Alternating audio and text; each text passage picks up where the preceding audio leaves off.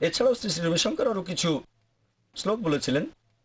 তিনি বলেছিলেন যে লোকে বলে খোদাকে তো দেখতে পাই না, আর দিওয়ানা বলে খোদা ছাড়া তো কিছুই দেখি না।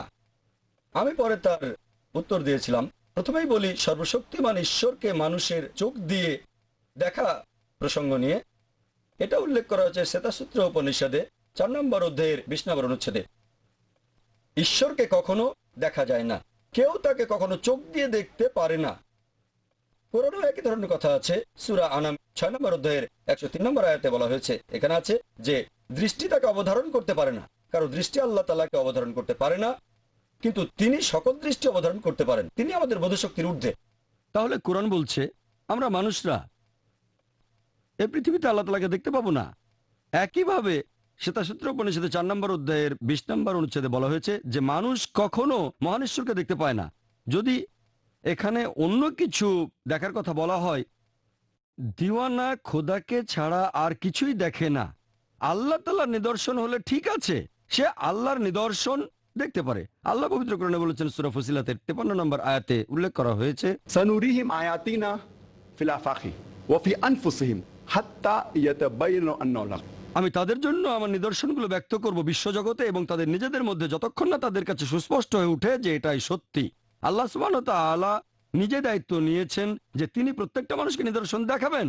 সে পৃথিবীর যেখানে থাকুক না কেন, যে ধর্মেরই অনুসারী হোক না কেন, আল্লাহ সবাইকে নিদর্শন দেখাবেন। বিশ্বজগতে আল্লাহর এরকম নিদর্শন দেখতে পাবেন। সূর্য, চাঁদ, পাহাড়, পর্বত সবকিছুই আল্লাহর নিদর্শন। এইসব নিদর্শন দেখে সর্বশক্তিমান আল্লাহ সুবহানাহু ওয়া তাআলার অস্তিত্বকে অনুভব করা, এটা আমরা মানি। কোরআন সেটা বলছে, আর বেদও একই কথা বলছে। এছাড়াও শ্রী শ্রী রবিশঙ্কর ধর্মগ্রন্থ থেকে খুব কম উদ্ধৃতি দিয়েছিলেন, কোনো রেফারেন্স তিনি দেননি, আর তার বেশিরভাগই ছিল শ্লোক অথবা তার নিজের কথা। ঈশ্বর প্রত্যেক মানুষের হৃদয়ে অবস্থান করেন, তিনি এটা বলেছিলেন।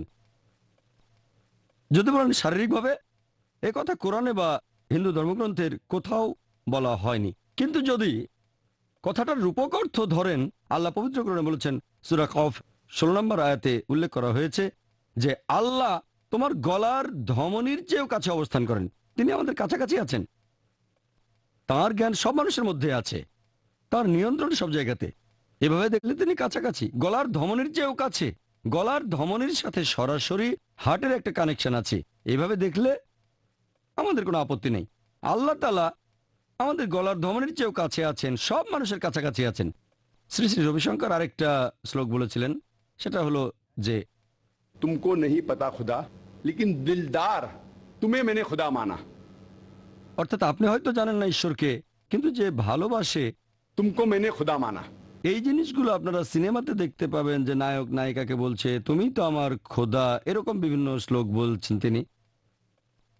যদি এগুলোর আক্ষরিক অর্থ ধরেন সেটা ভুল হবে, কিন্তু যদি আপনারা এই কথাগুলোর রূপক অর্থটা ধরেন, আল্লাহ পবিত্র কোরআনে বলেছেন সূরা রুমের 21 নম্বর আয়াতে উল্লেখ করা হয়েছে, তার নিদর্শনাবলীর মধ্যে রয়েছে তোমাদের জীবন সঙ্গিনী, তোমাদের জীবন সঙ্গীদের সৃষ্টি করেছেন এবং তোমাদের মধ্যে পারস্পরিক ভালোবাসা ও দয়া সৃষ্টি করেছেন যাতে তাদের সাথে শান্তিতে বসবাস করতে পারো। তাহলে আল্লাহ আমাদের মধ্যে পারস্পরিক ভালোবাসা আর দয়া দিয়েছেন যাতে শান্তিতে বসবাস করতে পারি। এগুলো আল্লাহ নিদর্শন। তাহলে আল্লাহ মানুষকে এমন ভাবে বানিয়েছেন যে আমরা একে অন্যকে ভালোবাসবো, বিশেষ করে জীবন সঙ্গীকে।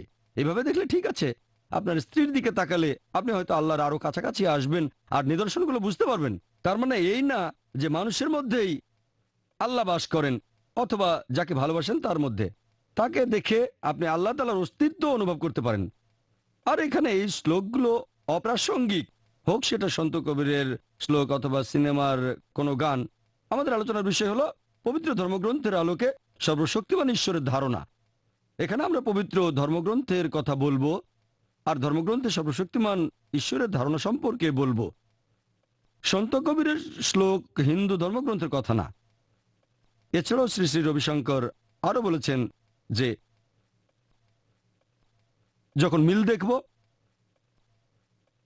আমরা হাত মেলাবো, আর যখন আমাদের পার্থক্য থাকবে তখনও হাত মেলানো উচিত। আমার এতে কোনো আপত্তি নেই। মিল থাকলে আমরা হাত মেলাবো, যখন মিল থাকবে না তখনও হাত মেলাতে পারি। আমি হাত মেলানোর পাশাপাশি ওনাকে জড়িয়ে ধরেছি। ওনার সব কথার সাথে আমি একমত নই, তারপরও তার সাথে হাত মেলানোর পাশাপাশি কোলাকুলি করেছি। উনি আরো বলেছিলেন যে আমরা আমাদের সমাজকে উন্নত করার চেষ্টা করব। হিন্দু নেতারা তাদের হিন্দু সমাজের খারাপ জিনিসগুলো বাদ দেওয়ার চেষ্টা করবেন, সমাজকে আরো উন্নত করবেন, সমাজের খারাপ জিনিসগুলো বদলে দিয়ে আরো উন্নত করতে হবে। মুসলিম নেতারা মুসলিম সমাজকে উন্নত করবেন, আমার এতে আপত্তি নেই। হিন্দুরা তাদের সমাজকে উন্নত করবে আর মুসলিমরা তাদের সমাজকে উন্নত করবে। তবে আমরা কেন স্বার্থপর হব? আরো এক ধাপে গিয়ে বলতে পারি মুসলিমরা নিজেদের উন্নতির পাশাপাশি সাহায্য করবে হিন্দুদের, খ্রিস্টানদের, জৈনদের, বৌদ্ধদেরও। স্বার্থপর হব কেন? শুধু নিজেদের উন্নতিটাই দেখবো কেন? ইসলাম গুরুত্বপূর্ণ, তবে ইসলামের পাশাপাশি দাওয়া দেওয়াটাও গুরুত্বপূর্ণ। আল্লাহ পবিত্র কোরআনে বলেছেন, সূরা নাহলের 125 নম্বর আয়াতে উল্লেখ করা হয়েছে, উদু ইলা সাবিলি রাব্বিকা বিল হিকমা ওয়াল মাউযাতিল হাসনা ওয়াজাদিল বিল্লাতি আহসান। মানুষকে তোমার প্রতিপালকের পথে আহ্বান করো হিকমত ও সদুপদেশ দ্বারা, তাদের সাথে তর্ক করো, তাদের যুক্তি দেখো সবচেয়ে উত্তম ও গ্রহণযোগ্য পন্থায়। ইসলার পাশাপাশি আমাদের দাওয়াও দিতে হবে, কারণ আমরা পৃথিবীর সব মানুষই একে অন্যের ভাই।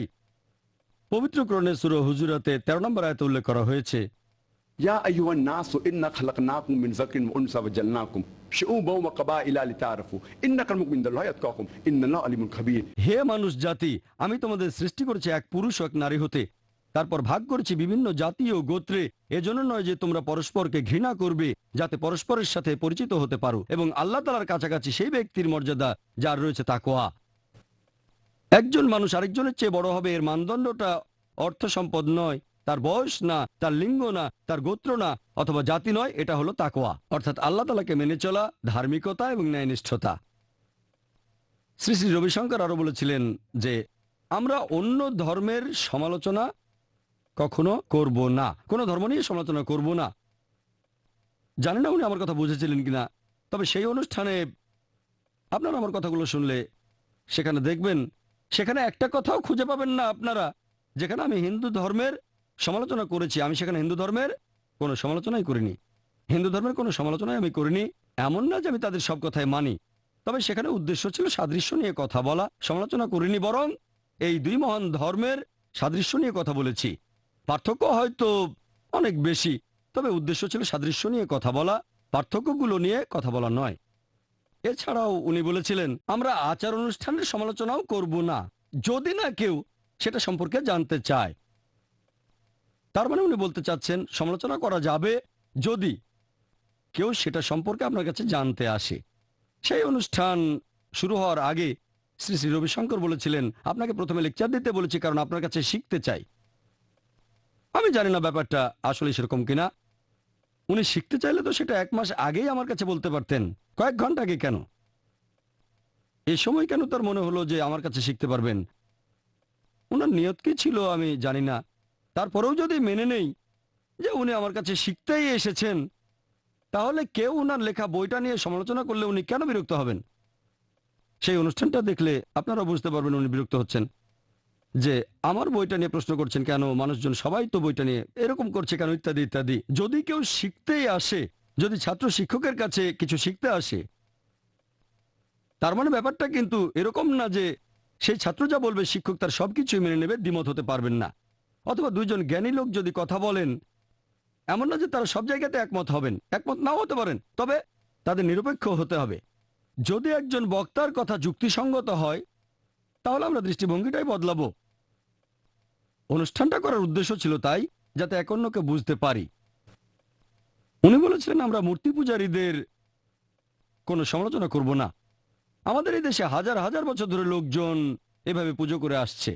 আমি মূর্তি পূজার সমালোচনা করেছি? হিন্দু ধর্মগ্রন্থ মূর্তি পূজার সমালোচনা করেছে, সেটার উদ্ধৃতি দিয়েছি আমি। যদি ধর্মগ্রন্থের উদ্ধৃতি না দিতাম তাহলে টপিকটার সাথে অবিচার করা হয়ে যেত।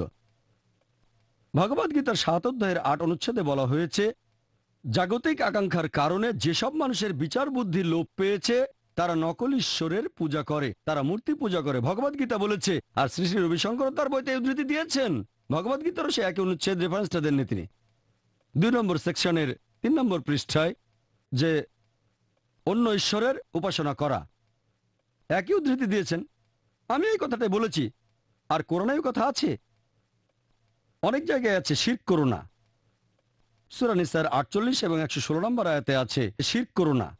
তাহলে হিন্দুইজম আর ইসলামের পবিত্র ধর্মগ্রন্থগুলোই মূর্তি পূজার সমালোচনা করছে, মূর্তি পূজা করতে নিষেধ করেছে। আর টপিকের উপর কথা বলতে গেলে আমাকে ধর্মগ্রন্থের উদ্ধৃতি দিতে হবে। এছাড়াও শ্রী শ্রী রবিশঙ্কর বলেছিলেন, মানুষ যখন প্রার্থনা করে, এমনকি নামাজের সময়ও তাদের মন ঘুরে বেড়ায়, মন স্থির থাকে না, এদিক ওদিকে চলে যায়। যখন প্রার্থনা করেন অথবা যখন নামাজ পড়েন, মন এদিক ওদিকে চলে যায়। সেজন্য যদি আপনার নিঃশ্বাসকে কন্ট্রোল করতে পারেন তাহলে মনোযোগ ঠিক থাকবে। এটা তার নিজের উদ্ভাবিত সুদর্শন ক্রিয়া। আর এই কথাটা আমিও মেনে নিচ্ছি যে নামাজ পড়ার সময় আমাদের মন এদিকে ওদিকে অনেক সময় চলে যেতে পারে, এখানে ওখানে ঘুরে বেড়ায়। তবে যে লোকটা সঠিকভাবে নামাজ আদায় করে তার মন কখনোই ঘুরে বেড়াবে না।